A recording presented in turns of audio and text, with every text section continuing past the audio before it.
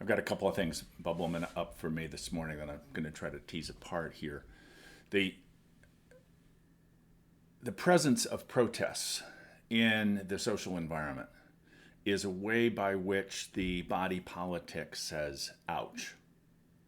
And the ouch that we're expressing at this point most vividly is the ouch that is a product of systemic racism. So we're hearing all of these folks come forward. People, I'm frankly really impressed at how many folks, particularly how many white folks, are coming forward and saying, we are against racism. We see it as a structural problem. We are committed to actually doing things to address it. So it's a way of opposing something that we think is problematic. The thing is, I don't know anybody who affirms for themselves that they are racist, that they say, oh, well, now there are certainly people who say, I believe in the separation of the races, that there are certain things about being white that are worthy of being preserved, but they wouldn't call themselves racist. Now, I happen to think that those attitudes lead to behaviors that are inherently racist. So I'm not in favor of that. But the thing is, just because I'm against racism doesn't mean that I'm going to be really looking at what it is that I'm doing. It's about what those people are doing. And I know some really great cops, white cops, who are very much dedicated to addressing and ending racism. The problem is inherent within the system, not just within the people within the system. And so how do we address that system? We have to address that system by addressing our participation in the system. And my participation in the system is not consciously arising because I think I'm, as a white person, better than black people.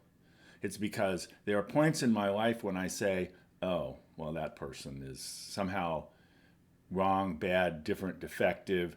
I permit myself to judge them in a way that makes them less than me. So I got to stop doing that. Well, then I got to look at why is it that I'm doing that? What's going on with me? Well, the reason, if I really look at it, is that because there's a part of me that feels less than. And so the only way I'm going to feel good enough is if I find somebody who's less than me. So the core issue becomes, what is going on that there is a part of me that feels that I'm not adequate, I'm not good enough, I'm not worthy of love? Now that's a fifth order awareness. Most of us don't ever really go there. What we do at first order, just to review here, first order is what's actually happening. Second order is what I'm going to do about it. Third order is what do other people think I ought to do about it? What's the culture telling me? And fourth order is, so then who am I going to be?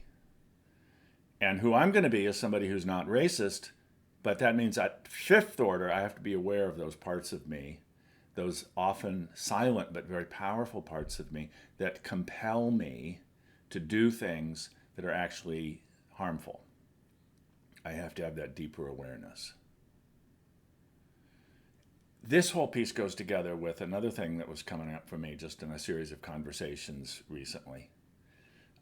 About our sense that we need, when there's a problem, we need to address the problem. I got to do something about it. And mostly as males within this society, that's what we do. We're fixers. When our female partners have a problem, we're going to jump in and fix it. What we actually need to do to be more effective is to not be so quick to do the thing that's going to fix it. Second order.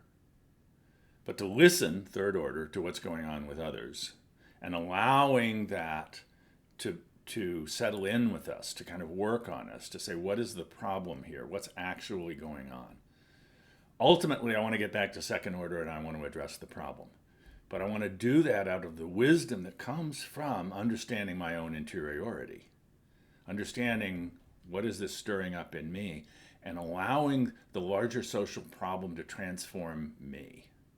And that means I have to be open to my own need for transformation.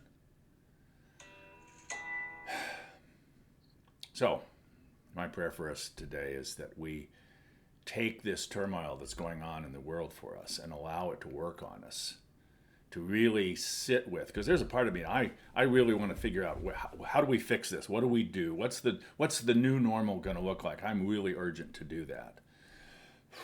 But I just have to slow myself down and say, okay, we're not through learning what this crisis has to teach us yet. Let's just be a little bit patient and to be present to ourselves and to each other and to allow this crisis to work on us. All right? Let's be safe out there.